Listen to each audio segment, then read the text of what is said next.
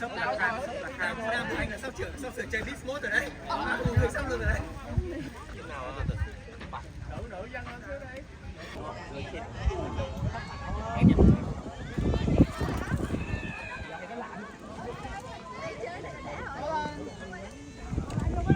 Biết rồi, đúng rồi. It's okay, go đi.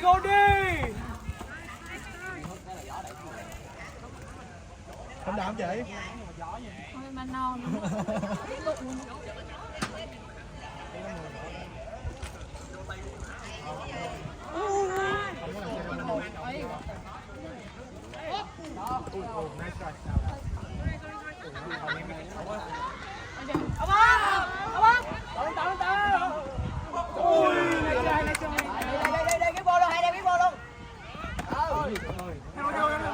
Coi chừng điếm thôi. Rồi đúng rồi. Ok, cho swing đi. Rồi. Quay injury. Sao cái thằng help me. Vậy là tiên hồi nãy vào dữ lắm luôn á. Có quỷ Như vậy sao mà những người nào mà biết là ngã quỷ hết chưa? ấy là không thể là xếp cái lịch nào khác luôn, xếp cái lịch trời đánh không.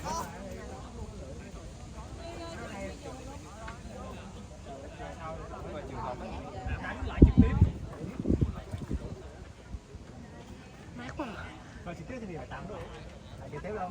Lại trực tiếp luôn. Tô game là luôn. Thôi thì sau 4 năm thôi. Đó, mình sẽ có champion bull này, champion bull B.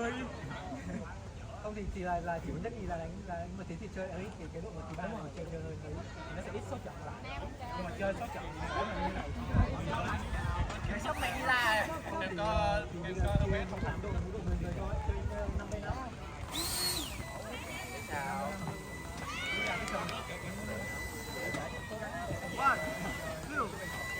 Sau lưng nè. Rồi hai. Ly trà đào 3 miếng đào. Rồi bạn chưa vô. Sơn chú hay là phải không? Cộng luôn. Ủa cho hết của mình rồi đây. Về chạy thử sao? Ông trẻ còn khỏe rồi mình sao? Đâu con ơi.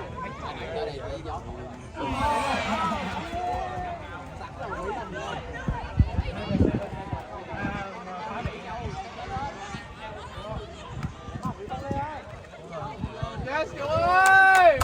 Ủa chứ hả? Rồi nhìn Thôi, má mới bỏ nón sao giờ? Tao đôi này bây giờ nó có đông cái gì đó mình mà.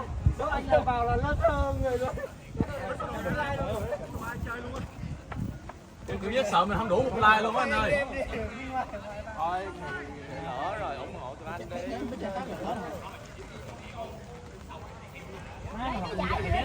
Mà muốn xịt thì phải tụi mình ra. Ai ra chỗ em hỗ trợ em che vô. Lấy đằng cổ trước đi.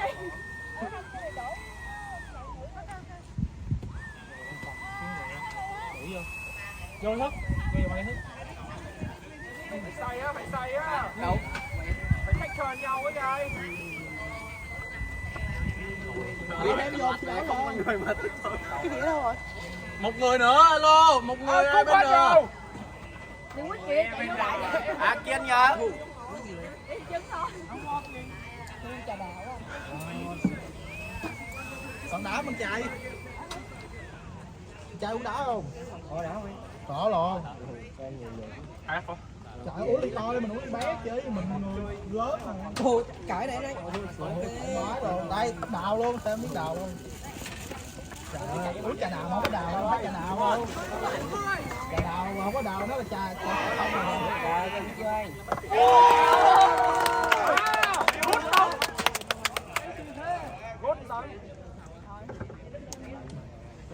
Mày đứng rồi hả? Chừng lại hết.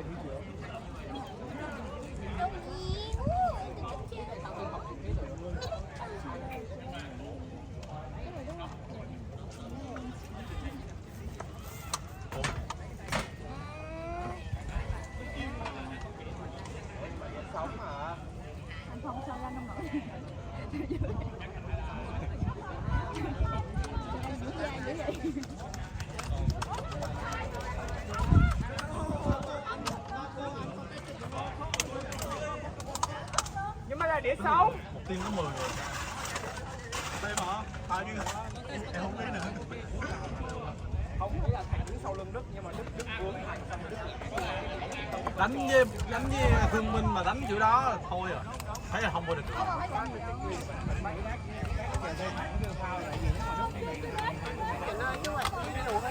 Ê, dạ, xin lỗi.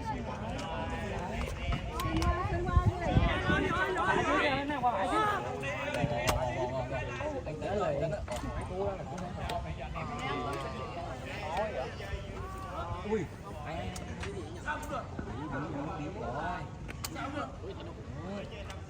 Buồn quá.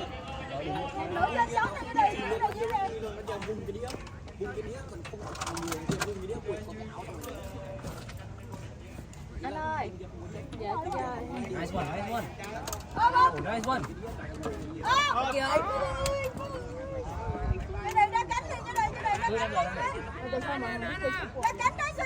Có chị em thì chơi thôi. Có chị ơi. Cái nào cũng có mình. Lúc mà bị chọt á thì mình bỏ ra thì mình ngon. Em non thì Slow down. sẽ đều có. Nice. Em thấy kiểu như kia mọi không ai không có mấy ai đủ sức để theo.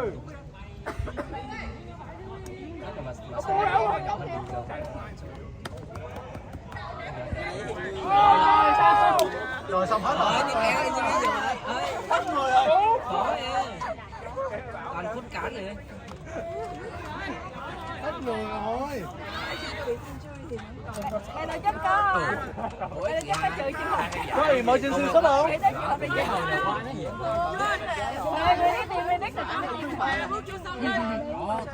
Mày sắp biết vậy mình coi thêm giải mất injury. Sắp 3 nữa đi. Chơi lan 3 nữa đi. Sao mà chơi nhiều không đội nón mà chơi được thế? Tao chắc tao nằm giữa được. Nhiều khi phải chơi 4-3 chị ơi. Trời anh Úc Buông cũng đi luôn rồi.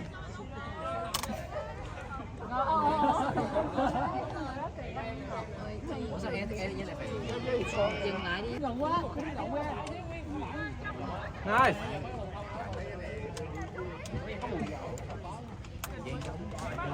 Đôi à. Rồi thích ghê tay rồi. Thêm đầu luôn. À không có cái đầu. Mày nói cho đường rồi, nó phải cho đầu đâu. Hết score nổi đó. Đấy rồi đầu hơi Nguyên ơi. Đây, cao kỳ nữ đang cầm máy nè. Bây giờ đâu Cao kỳ nữ đang cầm máy nè, nói gì? Ủa má vẫn chơi hả cái thằng khùng? Nó tự bị què rồi. Tưởng anh què. Bên tôi là anh bị què. Qua bà với bà. Anh qua với bà với anh. Kìa đi qua kìa. Lôi xuống. Vậy thôi cho cao kỳ nữ đứng đây một mình. Bye bye nha. Ôi trời ơi mẹ.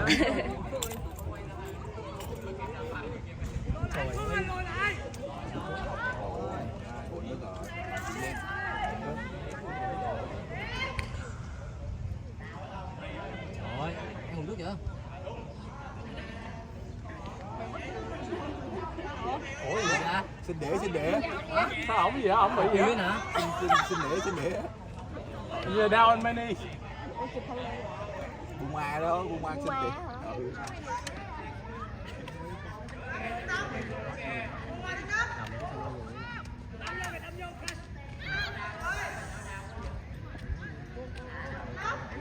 Trời ơi, thôi score kìa. Thôi score kìa. Nãy con không để cái mà. Thì nó score rồi, đang score. Hỏi ồn à. Cái đứa chẳng ai. Thế rồi giờ xuất nữ hả? Vô đi bạn. Ủa ngồi xem đĩa không à? À buông ăn vậy mà. Súp nhau. Trời ơi, súp bệnh quên vô. Chị ơi vô luôn đi chị ơi. Hay quá luôn á.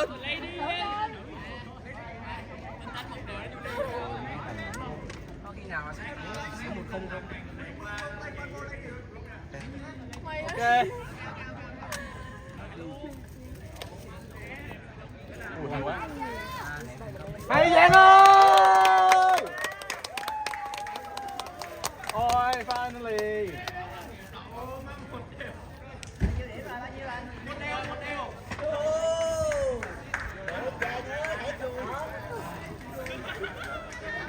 Thời gian đi medic hoạt động là nhiều bằng thời gian anh này chơi. Đây là rượu hả? Hả? Không, đấy là Chơi đào anh. Con không lên, con không lên.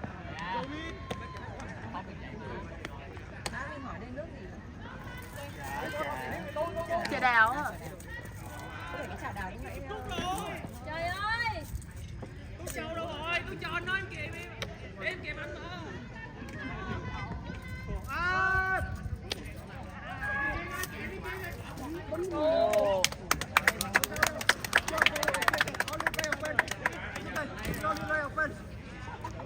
We only play offense, ok. Nice, yeah. Hồn mà Đức ơi, không sao cả.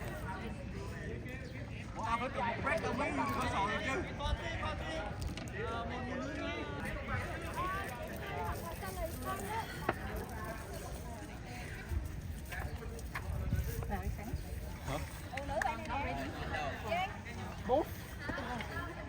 Both crazy.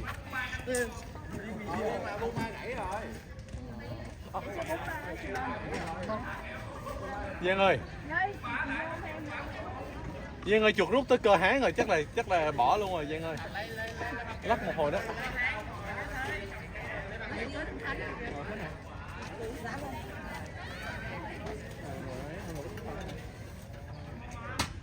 Cái này chắc phải kiếm bóng răng để nước ném trực tiếp chảy thôi. Bên đây nè. Dẫn cái đống bánh mì qua đây. Bánh mì giờ chắc cũng không ai ăn nữa đâu. Nó bốc hơi nước luôn rồi. Tí hồi lên nóng à. Tăng được 8 giờ tối tới 11 giờ đêm chơi điên cuồng. Nghỉ có mấy điểm. Không biết là con ma sò đâu. Nhưng mà Thôi thì phải chơi tiếp. đúng. Má. Cơ chế hay mà. Ủa chà nào Hương dâu không chị? Chị thấy có dâu nè. Ba cái game này chứ. Là Hương mất cha. Sao? Sổ túi đây anh. Đều mà quá nhiều người ra đi. Go. Let's go. Phương ơi, chạy đây nè, chạy đây.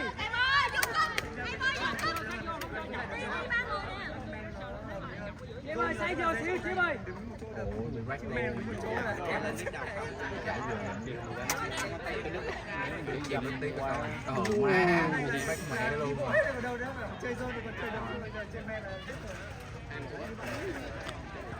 Người ta cốt, người ta thương mình, người ta chơi trong chứ không. Được.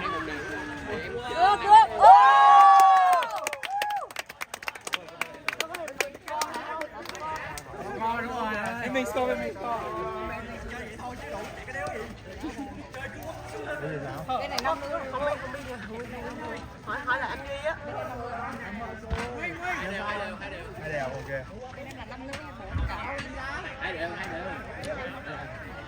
Cái rồi. Ủa, số 2 đâu rồi? Đây nè. Nằm á. Ở chơi đi. Thành ơi, cho xin hình đồ. Em không có tự vậy. Anh áo đỏ, anh nón đỏ rồi cho em xin hình. Sorry. Ủa zoom ra hả? Cứ để một đi. Ok. Quay vậy chắc không ai thấy gì đâu, nhưng mà thôi. Rồi. Quay để làm tư liệu thôi chứ.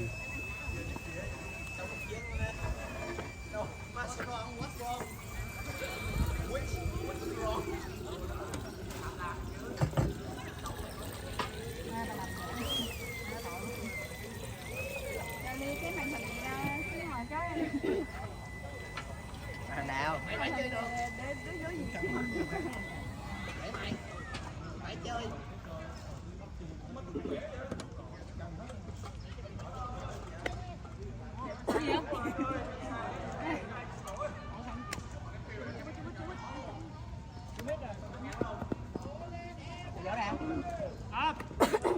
Giờ hết kèm nổi rồi đi, trời ơi. Cháu này có nhiều cháu nè. Đây.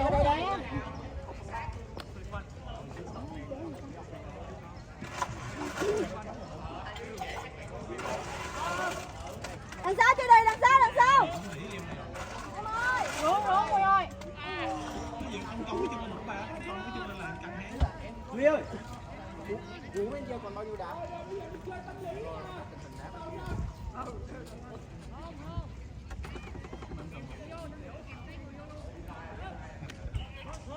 Vô biết cẩn thận đi, vô biết ơi. À đúng rồi. Đá còn nha.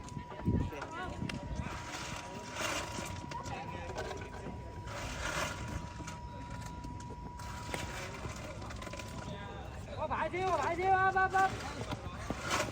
Rồi đi.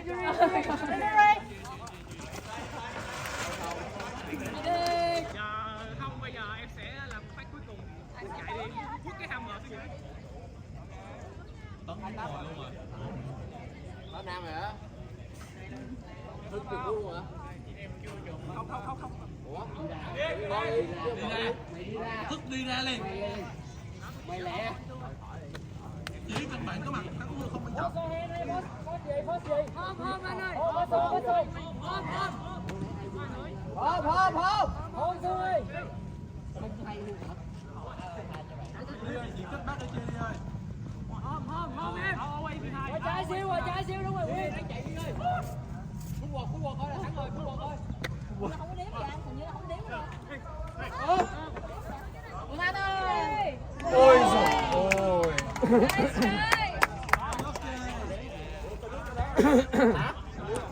Nước á, cái bình bên kia kìa. Cái bình bên kia nữa. Bên sợi chơi nha. Trong nữa. Ném tẩy thôi, nữa ném mấy cái thấu á. Còn đó quá. Xin ơi. Con dấu nè.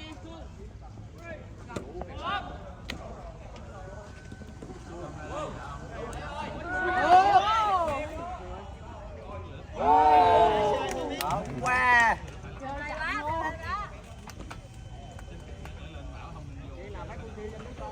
Giống trong mỏ than.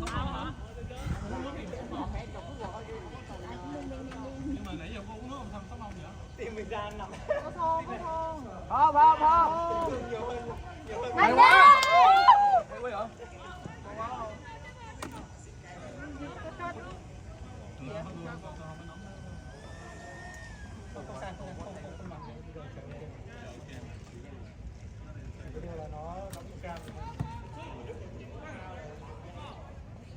Cậu ơi, hammer. Được cái hết. Ai đi đầu Ai nữa?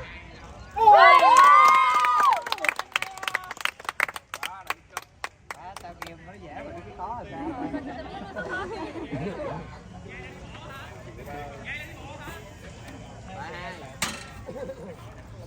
Tú ơi. Chưa thấy cái búa nào Tú ơi.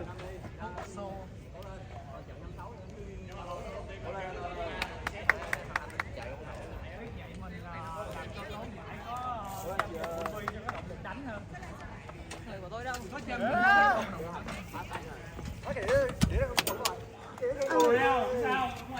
Cảm ơn.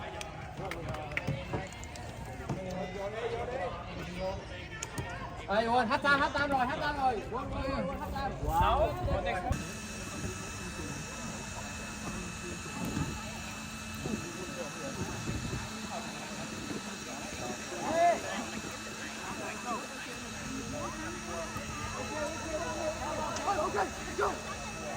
Con Đức ơi.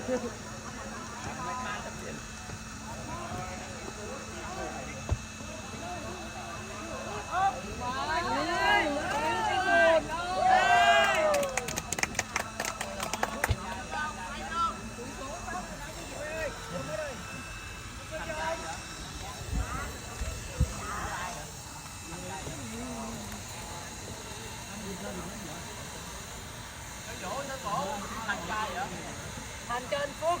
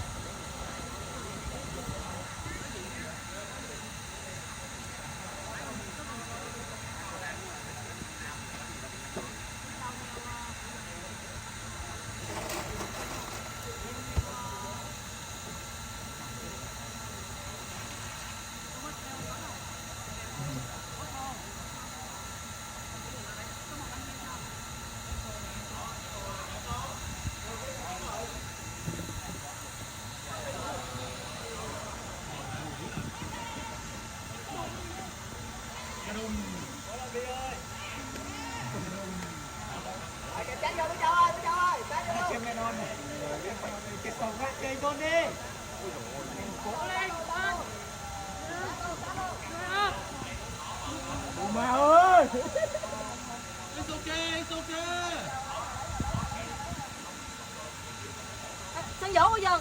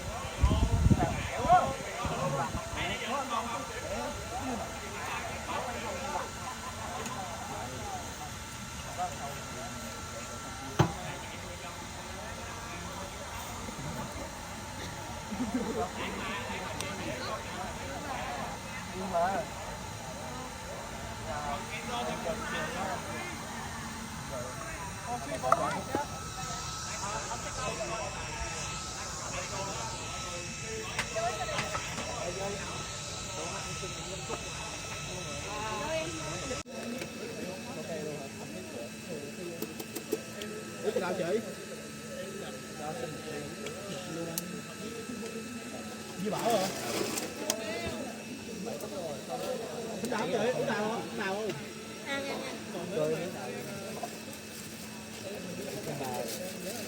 Ủa mày làm gì Di Bảo? Volunteer cho con. Làm nghề gì á? Làm chức gì? Sáng giờ không thấy nè. Không volunteer không, với tôi chưa. Làm layer hả? Cái bé mới vô mình á.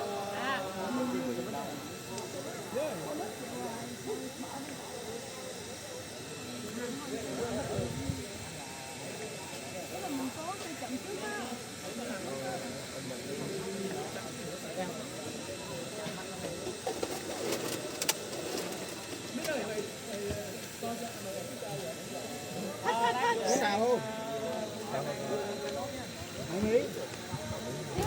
Bị hai. Con Mỹ vậy người nhà mà. Ừ. Thì cái đầu nó vậy phải không? Không có để xuống đây.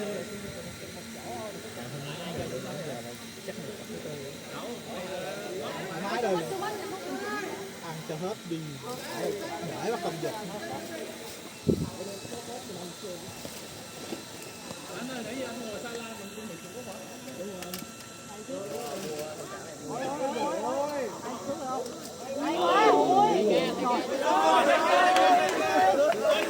Nhảy một cái là đi ra luôn. Đợi xíu nha, à không vào hả? Này lấy sát ghê quá. Làm cái đứa trên sát cái. Mày chạy không kịp. Nói chia nó chạy không kịp. Mát. Rồi chạy rồi mà.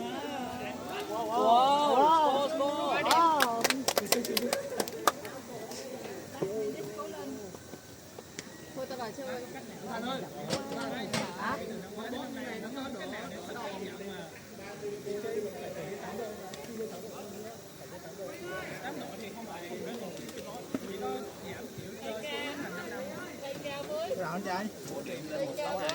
Dạ Làm ly trà đâu? Bánh mì hả? Năm hai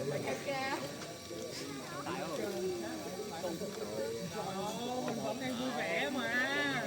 nhiều ý kiến là tôi chết quá giờ chơi đi. Tại sao chơi? Tại sao em không được chơi? Cái pha này nó vào nó giỡn chơi thử luôn.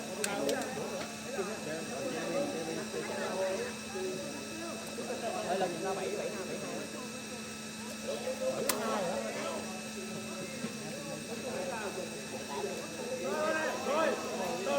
Có cái chế độ lạnh ấy, một chế độ lạnh quạt cho nó mát. Cái chế độ lạnh đây nè, rồi từ từ.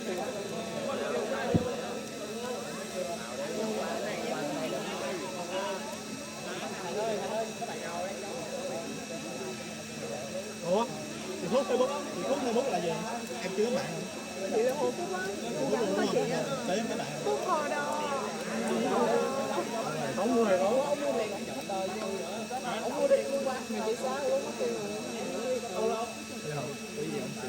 Hiểu, để ông xá luôn.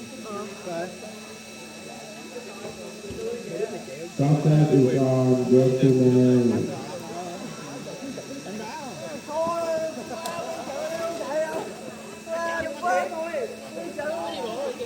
Hay quá.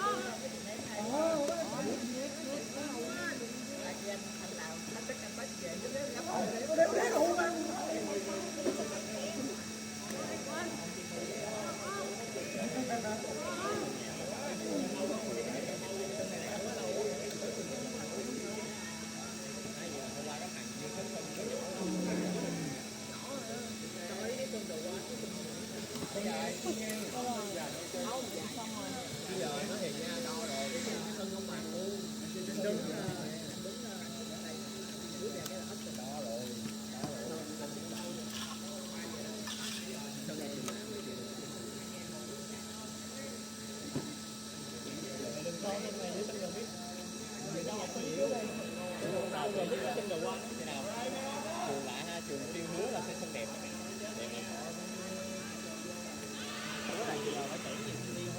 Trường Anh Sơn cỏ làm ai rồi chị phải không là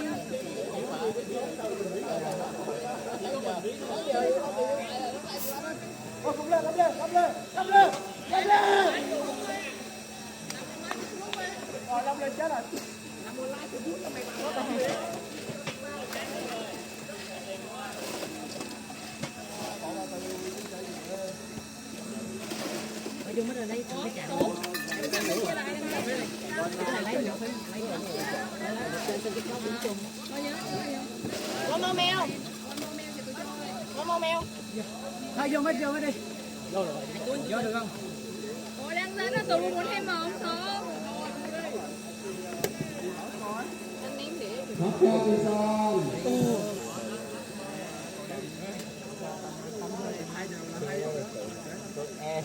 Đây là pick up game rồi chứ không phải. Nice.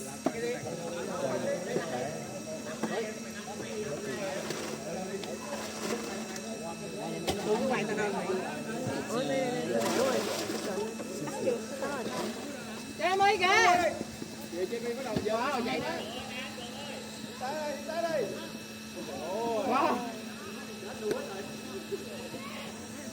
Hả?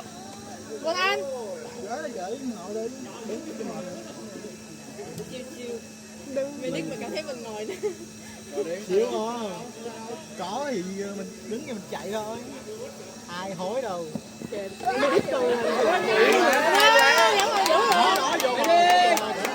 Đúng rồi.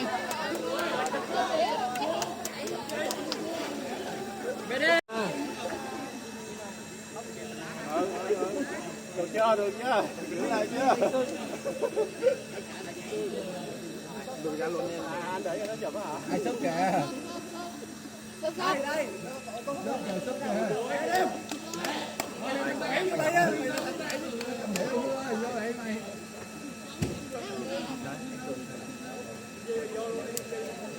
Chui ra đi. Mới được. Rồi. Được ơi, làm một người tự hào đi. Qua. Go.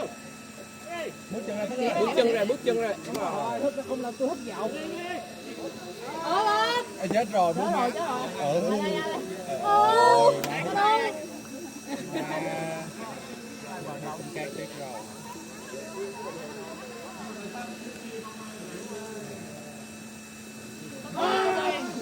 Trả lại rồi.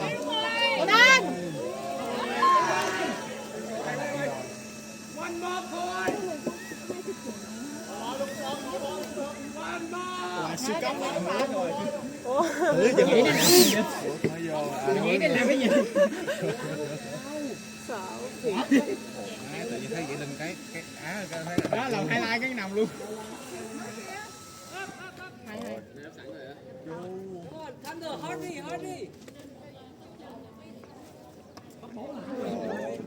Chọc hết rồi. Thì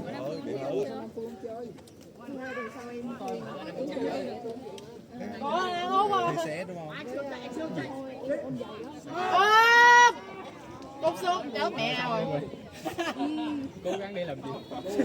Ai xương.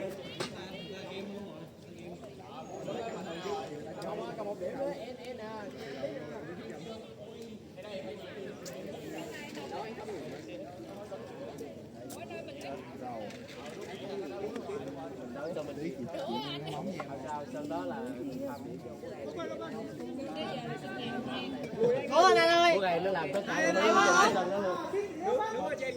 One more point. Điểm thôi nó cố lên.